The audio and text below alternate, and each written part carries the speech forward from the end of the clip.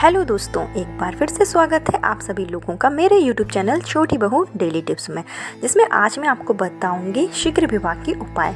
शीघ्र विवाह के उपाय जो कि हमारे पूजनीय गुरुजी द्वारा बताए गए हैं। गुरुजी ने यह जो उपाय हैं वो बताए हैं और जिनको आपको नवरात्रि के अष्टमी या नवी दिन पर करना है। लेकिन किसी कारणवश अगर आप अष्टमी और नवी वाले दिन उपाय नहीं कर पाते हैं तो यह जो उपाय है वो आप किसी भी सोमवार को भी कर सकते हैं, प्रदोष में भी कर सकते हैं, मासिक शिवरात्रि पर भी कर सकते हैं। यह जो उपाय है अगर आप नवरात्रि वाले दिन करते हैं तो इससे आपको बहुत ही अच्छा फल मिलेगा और शीघ्र ही आपका विवाह हो जाएगा।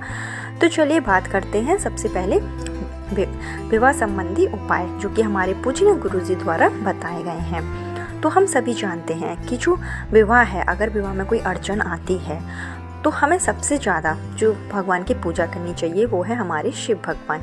शिव भगवान के साथ में हमें माता पार्वती का भी पूजन करना चाहिए और यह जो उपाय हैं वो लड़के या लड़कियां दोनों ही कर सकते हैं। लेकिन किसी कारणवश अगर लड़के लड़कियां ये उपाय नहीं कर पा रहे हैं तो उनके जो माता पिता हैं उनमें से कोई भी यह उपाय कर सकता है। माताएं हैं, बहनें हैं, घर में कोई भी है, उनके नाम से यह उपाय कर। तो इस उपाय के लिए सबसे पहले आपको 2 शिवलिंग चाहिए। अगर आपके घर में 2 शिवलिंग है तो ठीक है, लेकिन अगर तो आपको अपने घर में ही कहीं से अगर आप मिट्टी ला सकते हैं तो ठीक है, नहीं तो आपके घर में जो गमले होंगे उसमें से आप थोड़ी सी मिट्टी निकाल लीजिए और आप 2 शिवलिंग बना लीजिए। अगर आप 2 शिवलिंग नहीं बना पा रहे हैं तो आपने जैसे एक शिवलिंग बना लिया और जो दूसरा शिवलिंग है उसकी जगह आप छोटी सी मिट्टी रख सकते हैं। तो इस तरीके से आपको अपने घर में ही 2 पार्थिव शिवलिंग बना लेना है। इसमें से जो एक शिवलिंग होगा वो हमारे शिव भगवान है और जो दूसरा शिवलिंग होगा वो माँ पार्वती का स्वरूप होता है। अब बात आती है कि हम घर के किस जगह पर ये शिवलिंग बनाएं।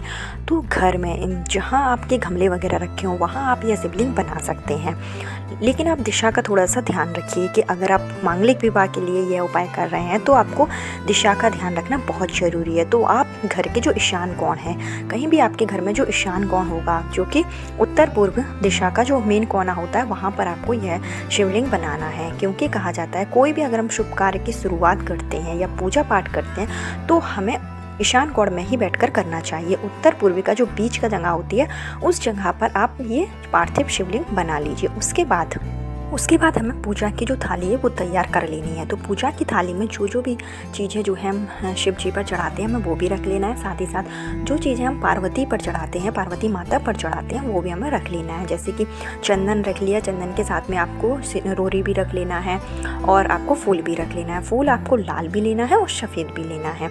अब कौन से फूल कैसे चढ़ाना है उसको मैं आपको अभी वीडियो में बताऊँगी। इस तरीके से सारा सामान आपको रख और एक दिया आपको ज़रूर रख लेना है।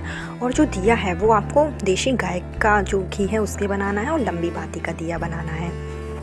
लंबी बाती का दिया आपको इसलिए बनाना है क्योंकि जब हम शिव पार्वती जी की साथ में पूजा करते हैं तो हमें लंबी बाती का ही दिया बनाना होता है, लेकिन जब हम शिव भगवान की अकेले पूजा करते हैं तो हम गोल बाती का दिया बनाते हैं। तो आपको लंबी बाती का दिया बनाना है, ध्यान रखें। अब इतना जब आप सामान लगा लें तो अब उपाय की शुरुआत होती है और यह जो उपाय है वो आपको सुबह के समय ही करना है। इस बात का याद रखिएगा कि मतलब जो उपाय है वो सुबह के समय करें, क्योंकि उपाय करने के बाद में जो शिवलिंग है उसको हमें विसर्जित भी करना है। तो जो विसर्जन है वो शाम के समय होगा।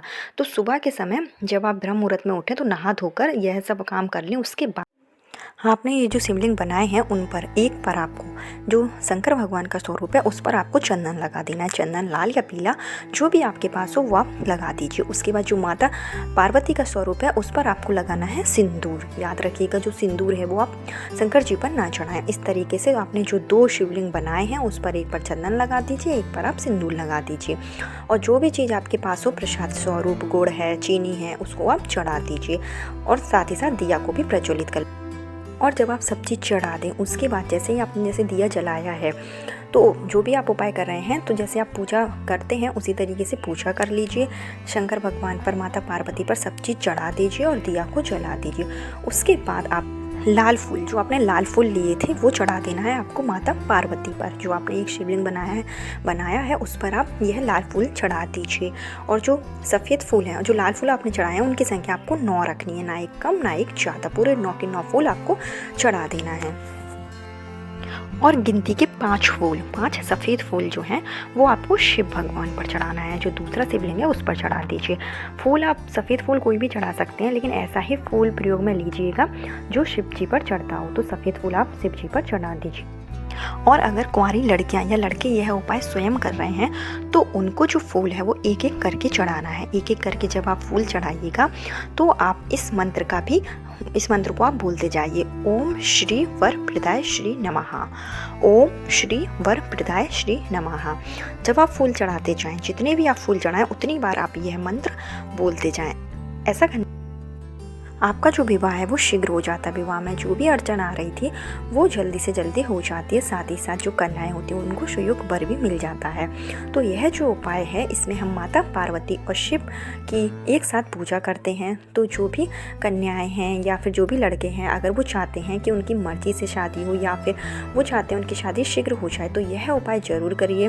पार्थिव शिवलिंग बनाकर जब हम भगवान शिव की पूजा करते हैं, साथ ही साथ माँ पार्वती की पूजा करते हैं तो हमारी सभी मनोकामना पूर्ण हो जाती है। फिर चाहे वो कोई भी सुखमय जीवन के लिए अपनी यह जो उपाय है वो शादीशुदा जो महिलाएं हैं, विवाहित महिलाएं हैं, वो भी यह उपाय कर सकते हैं। ऐसा करने से उनके जीवन में कभी भी धन धान्य की कमी नहीं होगी। लेकिन जब वो यह उपाय करें तो वो ओम नमः शिवाय या फिर ओम नमः शिवाय या नमः शिवाय इस मंत्र का जाप करें और जाप करते हुए फूल चढ़ाएं। तथा जिनके संतान नहीं है वो भी यह उपाय कर सकती हैं। संतान प्राप्ति के लिए यह उपाय बहुत ही अच्छा माना गया है। तो हमारे पूजनीय गुरुजी ने पार्थिव शिवलिंग की बड़ी ही महिमा बताई है। तो ऐसे में जो भी लड़कियां हैं, लड़कियां अगर चाहते हैं शीघ्र विवाह हो जाए तो नवरात्रि के अष्टमी वाले दिन या फिर 90 दिन वो यह उपाय जरूर कर लें। साथ ही साथ जब आप यह पूजा कर लें, आपने फूल चढ़ा दिया, चंदन इत्यादि चढ़ा दिया, 9 फूल आपने चढ़ा दिए, उसके बाद यह जो शिवलिंग है वो शाम के समय आपको किसी भी बहते हुए जल में, नदी में यह प्रवाहित कर देना है। किसी कारणवश अगर आप नदी में नहीं जा पा रहे हैं तो यह जो आपने शिवलिंग बनाया है उसको आप अपने घर में ही किसी गमले में रख दें। याद रहे कि तुलसी के गमले में यह ना रखें। और आप जिस भी गमले में जैसे इसको रखें तो आपको लगातार 7 दिन तक इस पर जल जरूर चढ़ाते रहना है।